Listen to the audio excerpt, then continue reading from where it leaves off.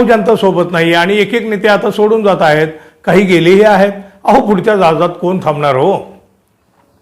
अर्थात पदं घेऊन हे बंडोबा थांबले तरी लोक मात्र कधीच महाविकास आघाडीच्या तंबूत जाऊन बसले आहेत हो. मतदार आता वाट बघताय ती मतदानाच्या दिवसाची.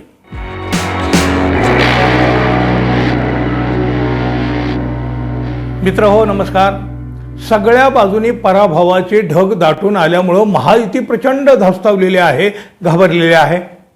युतीचे नेते कॅमेऱ्यासमोर पुढं हसताना दिसत असले ना तरी त्या हसण्यामागे त्यांची अस्वस्थता त्यांच्याच चेहऱ्यावर दिसत आहे. आणि ते खोटं खोटं जे हसू जे काही दाखवलं जातं ना ते हे स्पष्टपणे हे खोटं आहे हे देखील दिसत आहे. जनता सोबत नाही आणि एक एक नेते आता सोडून जात आहेत, काही गेलेही आहेत. पुढच्या जहाजात कोण थांबणार हो. पण उरलेल्या नेत्यांना तरी थांबवता यावं यासाठी महायुतीनं एक शेवटचा प्रयत्न केलेला आहे आणि बंडोबांना थंड करण्यासाठी पदांची खेरापत वाटली गेली आहे. अर्थात पदं घेऊन हे बंडोबा थांबले तरी लोक मात्र कधीच महाविकास आघाडीच्या तंबूत जाऊन बसले आहेत हो. मतदार आता वाट बघताय ती मतदानाच्या दिवसाची. जवळपास 27 बंडोबांना पदांची खेरापत वाटून मिंधे करण्याचा प्रयत्न करण्यात आलेला आहे महायुतीकडून. राज्य सरकारनं राज्यातल्या 27 महामंडळावर अध्यक्ष, उपाध्यक्ष, सदस्य अशा पदं देऊन अनेकांना संधी दिली आहे.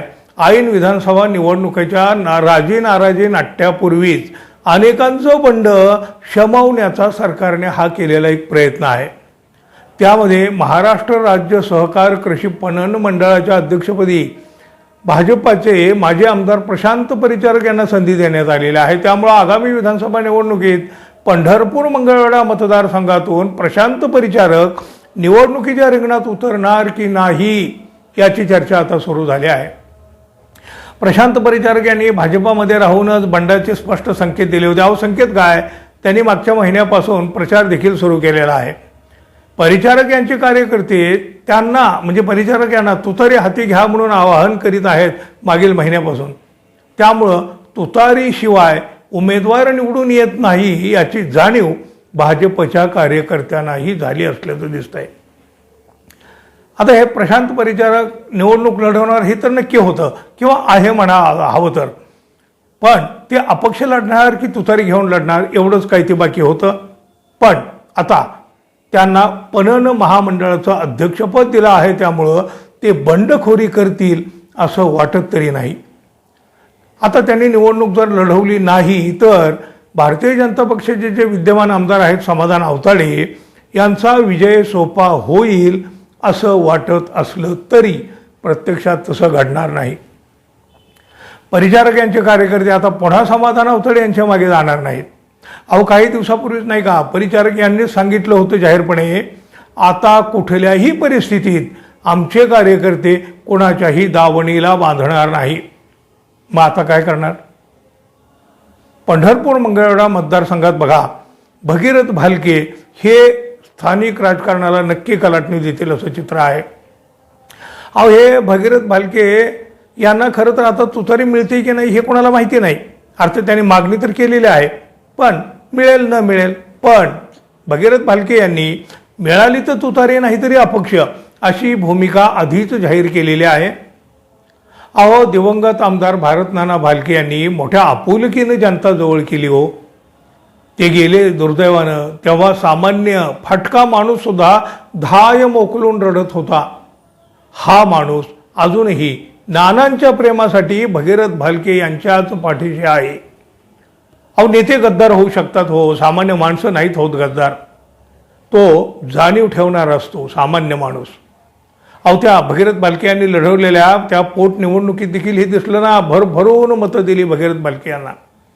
त्यामुळं या मतदारसंघात नेत्यांचं काहीही घडलं तरी भगीरथ भालके यांच्यासाठी मात्र वातावरण अनुकूल आहे. यावेळी त्यांना कदाचित इतर पक्षातलं देखील मतदान होऊ शकतं. आता हे बंडखोरी रोखण्यासाठी महायुतीनं राज्यातील अनेक नेत्यांना पदाची खेरापत वाटली आहे. प्रसाद वाटावा अशी पदं वाटून टाकली आहेत अगदी आचारसंहितेच्या अखेरच्या टप्प्यात. अहो, राज्य सरकारनं काही दिवसापूर्वी स्थापन केलेल्या परशुराम आर्थिक विकास महामंडळाच्या अध्यक्षपदी राष्ट्रवादी काँग्रेसचे युवा नेते आशिष दामले, महाराष्ट्र कृषी शिक्षण संशोधन परिषदेच्या उपाध्यक्षपदी तुषार पवार आणि बापू भेगडे यांची निवड करण्यात आली. विविध महामंडळ, समित्या, परिषदा यावर अशा वेगवेगळ्या संधी देण्यात आलेल्या आहेत. आता त्यामध्ये बघा, शहाजी पवार, सचिन साठे, दिलीप कांबळे, सतीश डोगा, निलय नाईक, अरविंद पोरड्डेवार, प्रशांत परिचारक, इद्रिस मुलतानी, प्रमोद कोरडे, विजय वडकुते, बाळासाहेब किसबे, संतोष महाले, अतुल काळसेकर, राजेश पांडे, गोविंद केंद्रे, बळीराम शिरस्कर, झालंच तर ते दौलत शितोळे, अतुल देशकर, नरेंद्र सावंत, मीनाक्षी शिंदे, काशीनाथ वेंगाळ, विजय चौगुले, अजय बोरस्ते, भाऊसाहेब चौधरी, आनंद कल्याण आखाडे, श्रीनाथ भीमाले, संदीप लेले आणि अरुण जगताप. हो, 10 लागावी एवढी नावं, या सगळ्यांचा समावेश या आत्ताच्या नव्या निवडीमध्ये आहे. बंडोबा थंड करण्यासाठी अखेरच्या क्षणी या निवडी केल्या असल्या तरी त्या काहीच्या वादात देखील सापडलेल्या आहेत. बघा, आचारसंहिता लागू झाल्यानंतर काही करता येत नाही, कुठले निर्णय घेता येत नाही सरकारला. पण सरकारने मागची तारीख टाकून या निवडीचे आदेश काढले असल्याचा आरोप विरोधक करीत आहेत. काही असो, पण आता तरी हे बंडोबा थंड होणार का? वरून थंड झालेले दिसत असले तरी आतून काही गडबड तर करणार नाहीत ना, याची खात्री माहितीला आहे का, असेही प्रश्न उपस्थित होत आहेत. आणि आता याची उत्तरं कोण देणार? याची उत्तरं जी मिळणार ती निवडणुकीतच मिळणार ना. बंडोबा खरोखरच थंड होतील का हो? म्हणजे तुम्हाला काय वाटतं मित्रांनो?